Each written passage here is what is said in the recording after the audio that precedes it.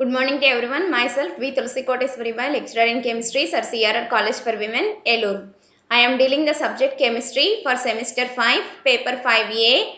Title is Inorganic, Organic and Physical Chemistry. In this video, I am explaining the topic valence bond theory. The key points I am explaining are postulates, structures, examples and limitations of valence bond theory. First, postulates. The valence bond treatment of bonding in complexes was mainly developed by the scientist Pauling. It explains satisfactorily the structure and magnetic properties of coordination compounds, whose postulates are first postulate. According to valence bond theory, the central metal ion has number of empty orbitals for accommodating the electrons donated by the ligands. The number of empty orbitals is equal to the coordination number of the metal ion for the particular complex. Second postulate. The metal orbitals and ligand orbitals overlaps to form strong bonds. Now we know that the greater the extent of overlapping, the stronger will be the bond and hence the more stable will be the complex.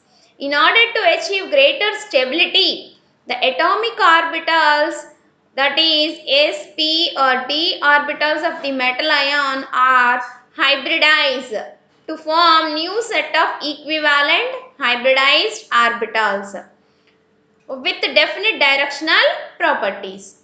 These hybrid orbitals now overlap with the ligand orbitals to form strong chemical bonds. A list of hybridizations and their structures. First of all, in metal, one s and one p orbitals are hybridized to get two sp hybrid orbitals. This is the metal. These two are sp hybrid orbitals. These two orbitals overlaps with two ligands to form a linear structured molecule. Next, in metal, there are three sp2 hybrid orbitals. This is the metal. These three are sp2 hybrid orbitals. These are inclined at an angle 120 degrees and forming a trigonal planar structure. These three orbitals overlaps with the three ligands to form a trigonal planar structure molecule. Next, in metal, there is sp3 hybridization. There are four sp3 hybrid orbitals. This is metal. These four are sp3 hybrid orbitals inclined at an angle 109 degrees 28 minutes. These four orbitals overlaps with four different ligands to form a tetrahedral structured molecule. Otherwise, the metal is having 4 dsp2 or sp2d hybrid orbitals like this. This is the metal. These 4 are dsp2 or sp2d hybrid orbitals. These overlaps with 4 different ligands forming a square planar structured molecule. In these two structures, coordination number is same but hybridization is different. Coordination number is 4. Hybridization is different. When hybridization is sp3, the structure of the complex is tetrahedral. Hybridization is dsp2 or sp2d, structure is square planar. When the coordination number is 5, that is in metal there are 5 sp3d hybrid orbitals or dsp3 hybrid orbitals like this. This is the metal, these 3 and these 2. Totally 5 sp3d hybrid orbitals. 3 are located along the equilateral triangle and 2 are axial to this metal. So these 5 orbitals overlaps with 5 ligands to form trigonal bipyramidal structured molecule. When the metal is having 6 d2 sp3 hybrid orbitals or sp3d2 hybrid orbitals, then it forms octahedral structured molecule, that is along x-axis, along y-axis 2, x-axis 2 and z-axis 2. Along each axis there are two orbitals. Totally 6 orbitals overlaps with 6 different ligands to form a octahedral structured molecule. Third postulate. The d orbitals involved in the hybridization may be either n-1d or outer nd. When inner d orbitals, that is the d orbital from the n-1 shell are involved, the complexes formed are referred as low spin complexes. When outer d orbitals, that is d orbitals from nth shell are involved in the hybridization, then the complexes formed are known as high spin complexes. Next postulate. The non-bonding metal electrons occupy the inner d orbitals which do not participate in the hybridization and thus in bond formation with the ligand. That is, there are d orbitals consists of 5 d orbitals: dxy, dyz, dxz, dx square minus y square and dz square. Out of these, the non-bonding metal electrons occupy the inner d orbitals which do not take part in the hybridization and thus in the bond formation. Next postulate is each ligand contains a lone pair of electrons. That is, each ligand donates a lone pair of electrons to the metal ion. Next postulate. A covalent bond is formed by the overlap of a vacant hybridized metal orbitals and a filled orbitals of the ligand. That is, in metal, vacant orbitals first hybridize together.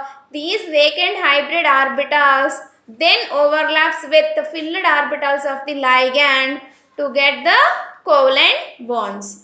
These bonds is also sometimes called as coordinate covalent bonds. Since the both electrons are donated by ligands, these bonds are known as coordinate covalent bonds. Next postulate, if the complex contains unpaired electrons, single electrons, then it is paramagnetic in nature. While if it does not contain any unpaired electrons, that is, all the electrons in the molecule are completely paired up, then it is diamagnetic in nature. Next postulate. The number of unpaired electrons in the complex point out the geometry of the complex and vice versa. That is, if we know the number of unpaired electrons, geometry of the complex is determined, or if we know the geometry of the complex, the unpaired electrons is determined by the following. In practice, the number of unpaired electrons in a complex is found from magnetic moment measurements as illustrated below. Magnetic moment is represented by the letter mu. It is determined by the formula mu is equal to square root of n into n plus 2 for magnetons, where mu is the magnetic moment, n is the number of unpaired electrons. So, by knowing the number of unpaired electrons, we determine the magnetic moment. As when the number of unpaired electrons are 0, substituting in the above formula, we get the magnetic moment as 0. When the number of unpaired electrons are 1, then the magnetic moment comes to as 1.73 Bohr magnetons. When the number of unpaired electrons are 2, magnetic moment is 2.83 Bohr magnetons. When the number of unpaired electrons are 3, then magnetic moment is 3.87. When the number of unpaired electrons are 4, then magnetic moment is 4.90 Bohr magnetons.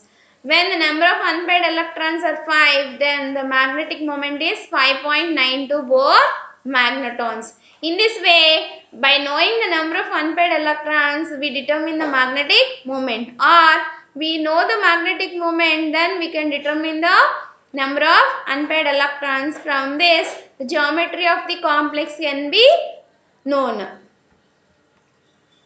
Last postulate. Under the influence of a strong ligand, The electrons can be forced to pair up against Hund's rule of maximum multiplicity. That is, in 3D orbital, for taking example 3D orbital, there are 5 d orbitals: dxy, dyz, dxz, dx square minus y square and dz square.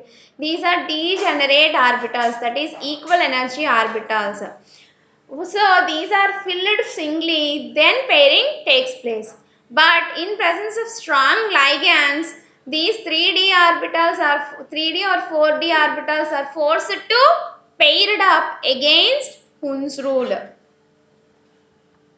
Next, I am explaining the structure of the molecules. Hmm. First of all, octahedral molecules, octahedral complexes. Octahedral complexes are those whose contains the coordination number 6. In octahedral complexes, there are two types of complexes. First type of complexes are inner orbital complexes. Second type are outer orbital complexes. First, we see the inner orbital complexes. What are inner orbital complexes? In these complexes, the d orbitals used are of lower quantum number, that is from the n minus 1 shell.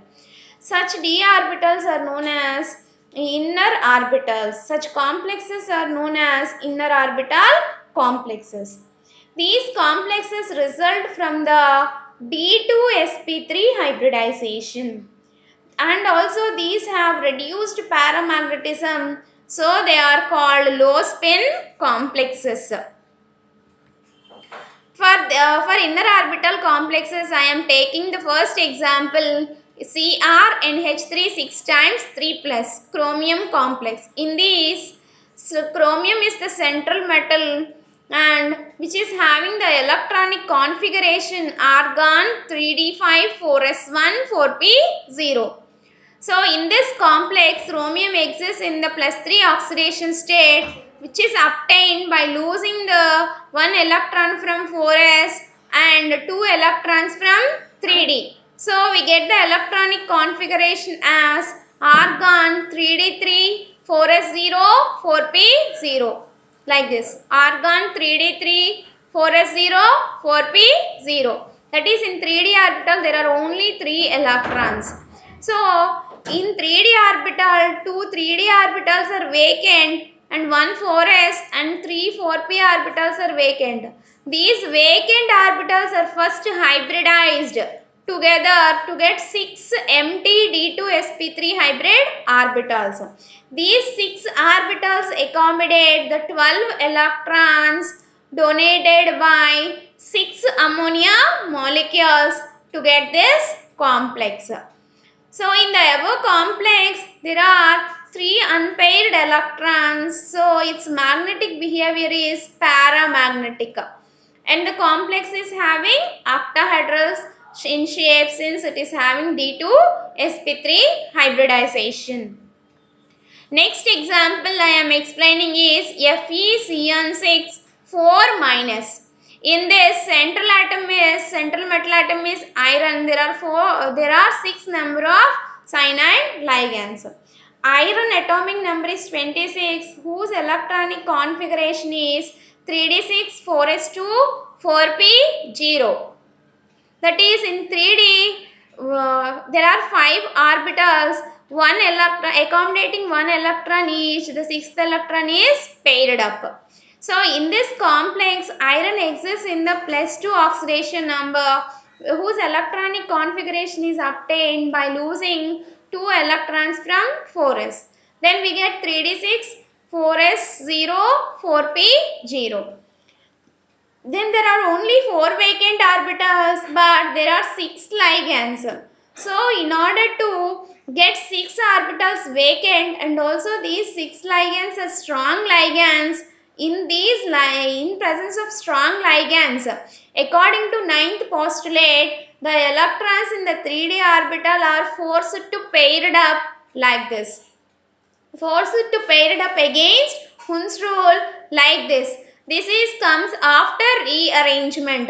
That is, in presence of strong ligands, the electrons in the 3d orbitals are forced to pair it up against Hund's rule and vacates two 3d orbitals. These vacant 3d orbitals then undergoes hybridization with 1 4s and 3 4p orbitals to get 6 d2 sp3 hybrid orbitals. These hybrid orbitals accommodates 12 electrons donated by 6 ligands and forms a complex. In this complex, the electrons are completely paired up, so it is diamagnetic in nature. Next example is CONH3 6 times 3 plus. In this, central metal atom is cobalt, whose atomic number is 27. Outer electronic configuration is 3d7 4s2 4p0. In this complex, cobalt exists in the plus 3 ion. So, it is obtained by losing 3 electrons, that is 2 from 4s, 1 from 3d. Then it gets the configuration 3d6, 4s0, 4p0, similar to the above configuration. So, in the similar way, in this complex also, the electrons in the 3d orbitals are paired up against Hund's rule. Then, two 3d orbitals are vacant. These undergoes hybridization to form 6d2 sp3 hybrid orbitals and forms the complex. So, this complex is also having completely paired electrons. It is also diamagnetic in nature. Next, second type of complexes of the type of octahedral complexes. In octahedral complexes, there are second type outer orbital complexes. Outer orbital complexes is also known as high spin complexes. What are outer orbital complexes? In these complexes, the sp as well as d orbitals involved in the hybridization belongs to highest quantum number, that is nth shell. So, these type of complexes are known as outer orbital complexes. These are having high spin. So, these are known as high spin complexes. In these complexes, the hybridization may be written as sp3d2 but not as d2sp3. Written as sp3d2. For this, considering one example, COF6 3 minus. In this central metal is cobalt. 6 fluoride ligands are there. First, cobalt atomic number is 27, whose outer electronic configuration is 3d7, 4s2, 4p0. In this complex, cobalt exists as 3 plus ion. So, obtained by losing 2 electrons from 4s, 1 electron from 3d. We get 3d6, 4s0, 4p0. But here, there are only 4 vacant orbitals. 4 vacant orbitals, there are 6 ligands. So, in this case, the electrons in the 3d orbitals not paired up because these fluoride ligands are not strong ligands. These are weak ligands. In presence of weak ligands, the electrons in the 3d orbitals are not forced to paired up against Hund's rule. So, it utilizes the d orbitals of fourth shell. See this.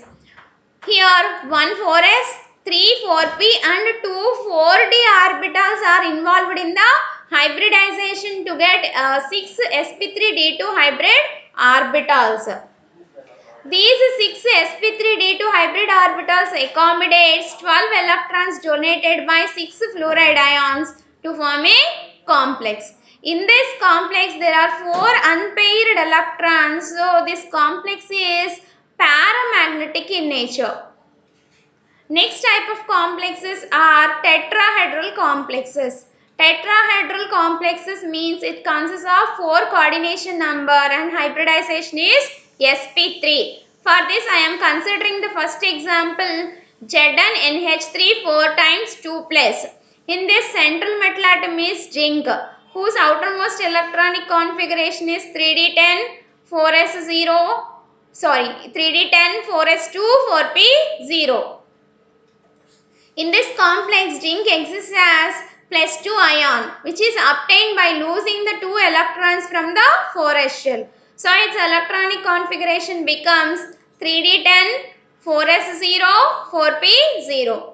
That is, there are 4 vacant orbitals. These 4 vacant orbitals undergoes hybridization to form 4 sp3 hybrid orbitals. These 4 sp3 hybrid orbitals accommodates 8 electrons donated by 4 ammonia ligands and forms the complex.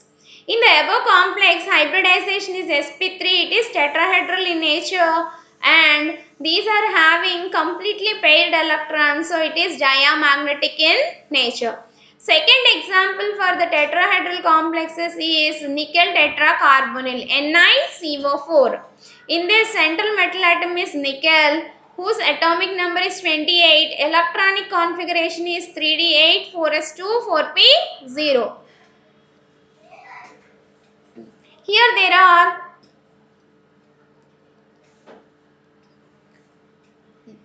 strong ligands such as CO groups. In presence of strong ligands, electrons in the 3d orbital are forced to paired up against Hund's rule. So, electrons in the 3d orbital are forced to paired up. Then vacates 1d orbital. These vacant orbital, in these vacant orbital, the 2 electrons from the 4s shell are transferred. Then, now 4s becomes vacant. Now the 4s orbital and 3 4p orbitals are hybridized together to get 4 sp3 hybrid orbitals. These 4 sp3 hybrid orbitals accommodates 8 electrons donated by 4 carbonyl groups to get the tetrahedral complex molecule. In this complex, the electrons in the 3d are completely paired, so it is diamagnetic in nature. Last type of complexes are square planar complexes. For these complexes also coordination number is 4 but hybridization is different. Here the hybridization is DsP2 or sp2d. For this I am considering the first example as NiCN4 2-. In this central metal is nickel. There are 4 cyanide ligands. Nickel atomic number is 28 whose electronic configuration is 3d8 4s2 4p0. In this complex, oxidation state of nickel is +2. So it is obtained by losing the 2 electrons from the 4s shell. We get the configuration as 3d8 4s0 4p0. But here in presence of strong ligands such as cyanide ligands, the electrons in the 3d orbitals are forced to paired up like this. Forced to paired up against Hund's rule and vacates one 3d orbital. These vacant 3d, 1 4s and 2 4p orbitals are hybridized together to form 4 dsp2 hybrid orbitals. These 4 dsp2 hybrid orbitals accommodates 8 electrons donated by 4 ligands. In the above complex, there are no unpaired electrons. So, the complex is diamagnetic and it is square planar in nature. Next example I am considering is CuNH3 4 times 2 plus ion. In this, central atom is copper whose atomic number is 29. Electronic configuration is 3d10 4s1 4p0. Copper oxidation state is +2 obtained by losing of 1 electron from 4s and 1 electron from 3d. Then it gets the electronic configuration as 3d9 4s0 4p0. By observing this, copper 2 plus ion has 1 4s 3 4p orbitals vacant when these hybridize to get sp3 hybridization and to get a tetrahedral structure. But copper 2 complexes are not having tetrahedral structure. These are having square planar structure. To explain this, the one electron from 3d is transferred to the 4p level. Then one vacant 3d, one vacant 4s, two vacant 4p orbitals are hybridized to get dsp2 hybridization. These 4 dsp2 hybrid orbitals accommodates 8 electrons donated by 4 ammonia molecules. So it gets the hybridization as dsp2 So the structure is square planar. However, the X-ray analysis of copper-2 complexes has settled the ambiguity and proved that the above complex is coplanar and the hybridization is therefore DsP2. Now, limitations. First limitation. Although it provides a satisfactory pictorial representation of a complex qualitatively, it does not provide the quantitative interpretation of the stability of the complexes. That is, it does not explain how much stable is the complex. Second one, it does not explain the spectra, color of the complexes. Third limitation, it does not predict any distortion in symmetrical complexes, whereas all copper 2 and titanium 3 complexes are distorted. In the above copper example, we see that copper 2 complex is distorted, which is not perfectly explained by the valence bond theory. Next, fourth limitation, it cannot explain the temperature dependent paramagnetism of complexes. Fifth point, it does not explain why at one time electrons must be arranged against Hund's rule while at other times the electronic configuration is not disturbed, which is not perfectly explained by the valence bond theory. Next limitation is it does not provide any satisfactory explanation for the existence of inner and outer orbital complexes. That is, some complexes exist as inner orbital complexes and some complexes exist as outer orbital complexes. For these existence, this theory not explains perfectly. Next limitation, sometimes the theory requires the transfer of electrons from lower energy level to the higher energy level, that is from 3d to 4p. As in case of copper 2 complexes, the electron from 3d to 4p is transferred, which is very much unrealistic in the absence of energy supply. That is, when energy is not supplied, the electron from 3d to 4p is not transferred. Next limitation is electron spin resonance spectroscopy shows that in copper 2 complexes the electron is not in the 4p level and the complex is planar. This is not explained by valence bond theory. Last postulate, it cannot explain why certain complexes are more labile than others.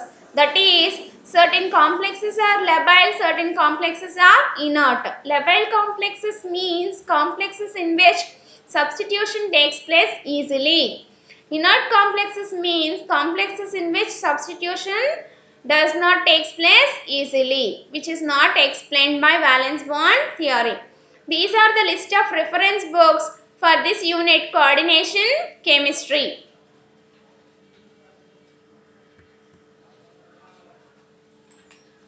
Thank you.